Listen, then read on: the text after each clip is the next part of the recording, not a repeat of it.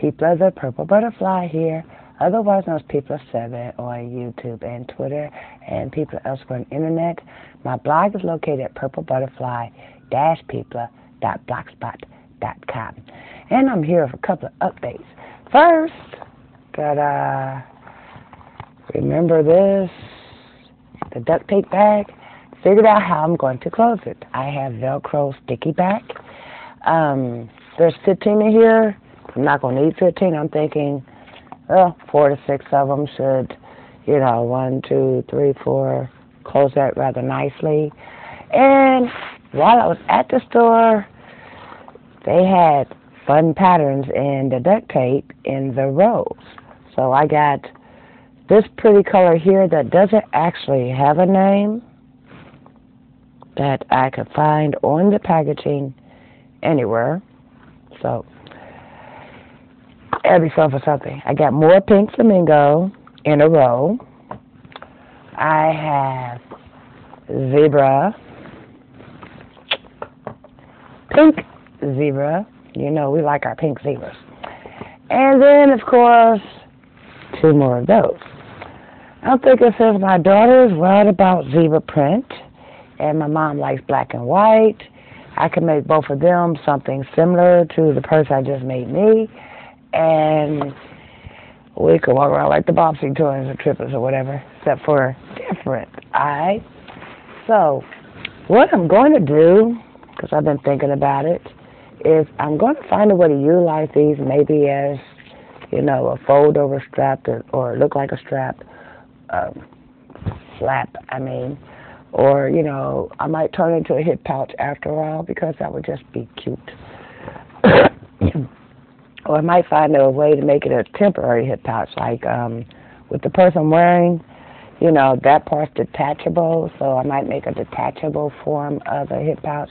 That way I can wear it as a purse or wear it as a hip pouch. Right now, it's a clutch bag. Okay. And remember I said make sure you put a crease right there? See, that automatically folds. I'm not necessarily worried about how, it does right there. I just wanted to make sure that crease was there. Might actually put a piece of duct tape there just to make sure it stays in that format. That way it could, spring open like that. But that's speculation. Anyway, I just came in to share that. Make sure you get yourself some of these. I'm going to open this package so I could quickly show you how I intend to use it. This package is not fingernail friendly. Okay, hold on. Now, when I usually use these, as you can tell, there's a, hook side and the felt side. I usually fold it over like this. That way, let's even that out some. Because Velcro, with the adhesive, you have 24 hours before it becomes permanent. Okay? So what I do is I fold it over so that way it lines up like that. And then a lot of times I'll take, let me go ahead and do that now so you can see. I just pull the scissors straight through. So then when you use it, and I'll also slice right through each individual dot. There's 5 on here, so I think I'll close the purse with 5.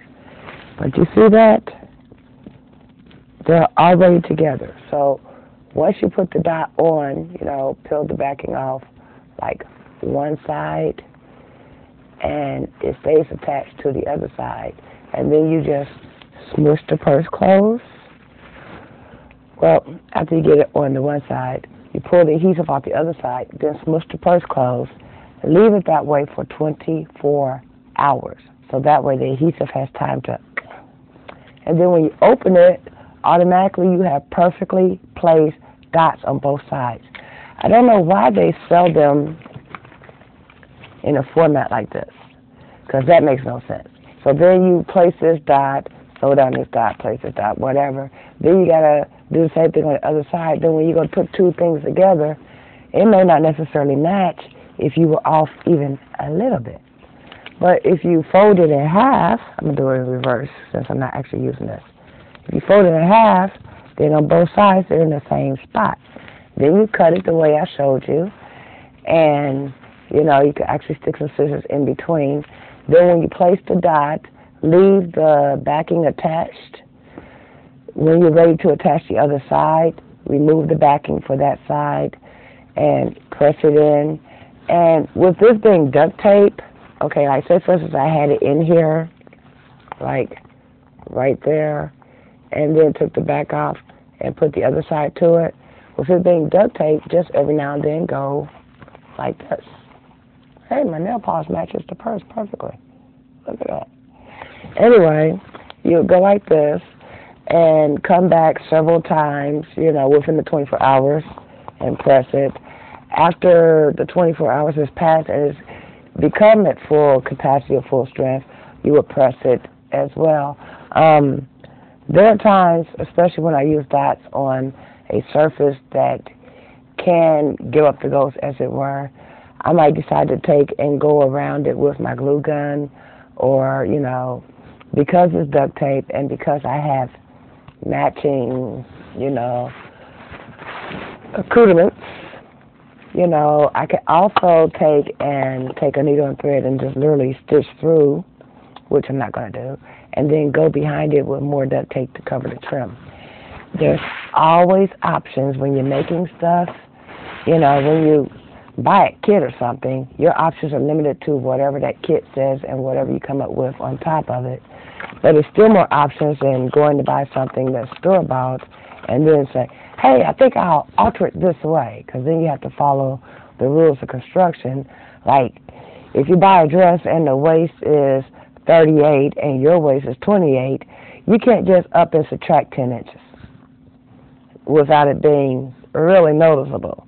But if you are the one creating it and the pattern says 38 inches and you know there's a 10-inch difference, you could dart it here, dart it there while you're constructing it, so that way the finished product looks like, yeah, I'm supposed to look like this. So that's just the helpful hints I have for you today. This has been People7 on Twitter and YouTube, People elsewhere on the internet. Check out my blog because there will be pictures of everything I have so far. And y'all stay blessed. Don't forget to rate, comment, and subscribe. Oh, and this is video number 300, y'all. I almost forgot. This is my 300th video. I hope it has been helpful to you. Bye now.